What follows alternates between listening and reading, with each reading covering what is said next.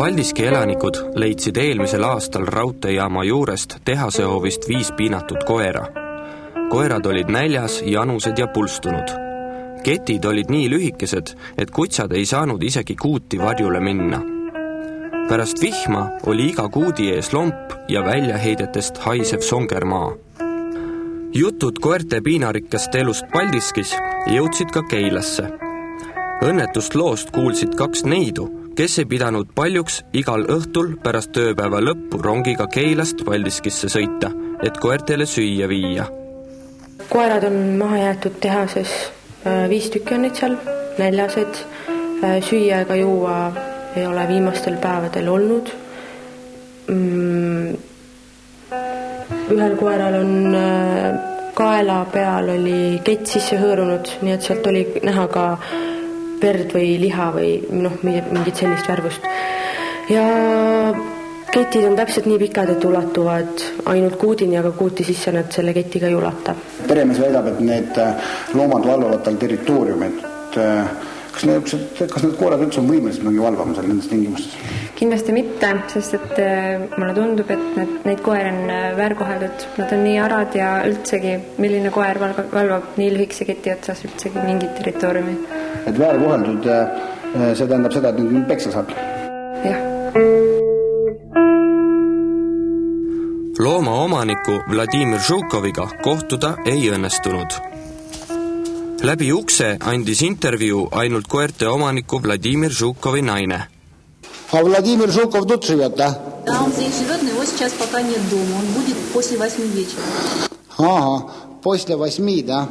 Мы сегодня договорились с ним интервью. Насчет интервью, это он говорит, что с этими собаками, и он как будто и не хочет, что их так много. Ну, я, честно говоря, не могу вам ничем помочь. Я просто не владею информацией. Я не хочу ничего говорить, потому что я не знаю просто. Lõpuks saime Žukovi korraks telefonitsi kätte. Täna, kui ma rääkisin loomaomanikuga, ta väitis, et ta käib iga päev korrapäraselt 2 korda toitmas. Et kas see tundub tõenäoline? Vähe tõenäoline. Koerad on ju näljased. Seal olid kausid tagurpidi ja koertest eemal. Joogivett ka ei olnud. Seega arvatavasti ta ikka ei toida neid 2 korda päevas, sest me oleme viimased 3 päeva seal käinud ja siis küll peale meie ei olnud keegi neile süüa andnud.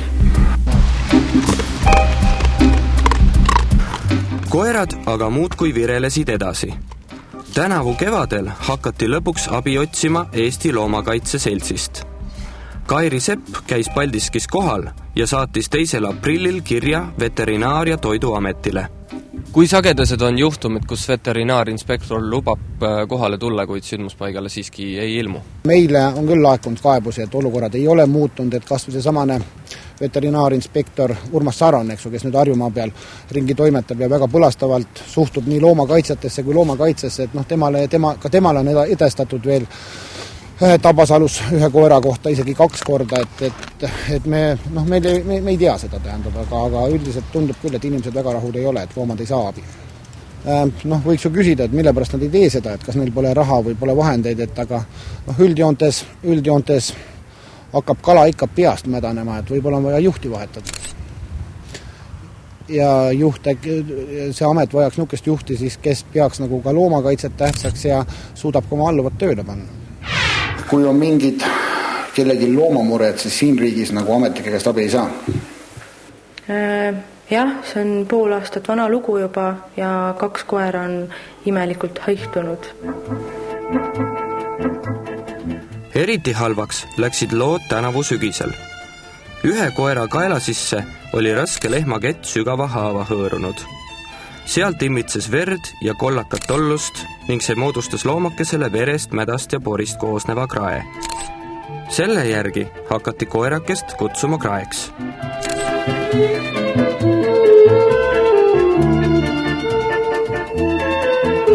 Looma põrgupiinade nägemine ajas Keila tüdruku tahastusse.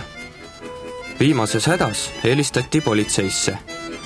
Paraku oli Paldiski konstaabel häälestatud koerte häda suhtes väga uimaselt.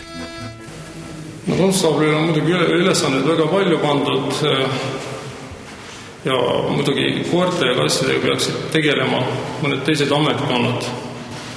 kes on rohkem pädevad selles asjas teostama seda järelevalvet ja kontrolli. Aga kes näiteks, kas oleks Loomakaitseameti loomine oleks tarkmata? Aitaks see teid teie töös? Ma usun, et kindlasti.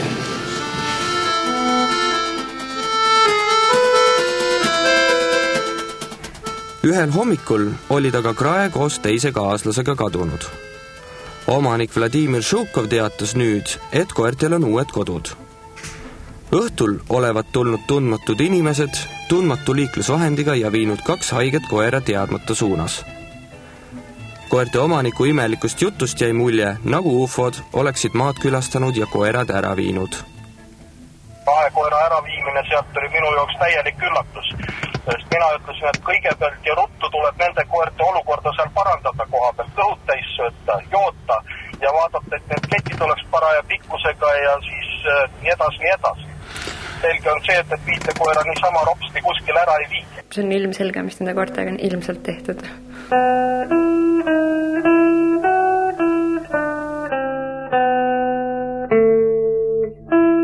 No, olukord ei ole kõik kiita, sellepärast, et kahjuks 2007. aastaks meie eelmine linnavalitsus jättis eelarvesse ainult 18 000 krooni, millega ei ole nagu üldse võimalik midagi teha, mida me küll suurendasime nüüd 50 000 üle. Järgmiseks aasta eelarvesse on planeeritud 180 000 ja loodame, et sellega paraneb ka loomade olukord, et saame midagi ette võtta nende hulkuvate kasside, loomade ja koertega, kes meie territooriumil praegu on.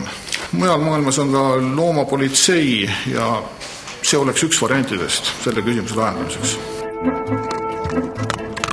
Lõpuks teatas Paldiski abilinnapea Heiko Raamat, et koerad on Tallinna varjupaigas ja probleem lahendatud. Sinna ei viidud neid paraku mitte seoses loomakaitseseaduse rikkumisega, vaid maaomaniku palvel, kes palus võõrad loomad oma kinnistult ära viia. Sellega kaasneva arve on maaomanik lubanud kinni maksta. See lugu on tüüpiline Eestile. Loomad sai peaaegu surmani ära piinatud. Karistada aga keegi ei saa, sest ametnikud ei viitsinud või ei jõudnud. Eestis pole Loomakaitseametit, pole ühtset loomade registrit. Jäävad vaid mõned fanaatilised loomakaitsjad, kes võitlevad justkui tuuleveskitega. Ametnikud aga kehitavad õlgu, sest neil on muudki teha.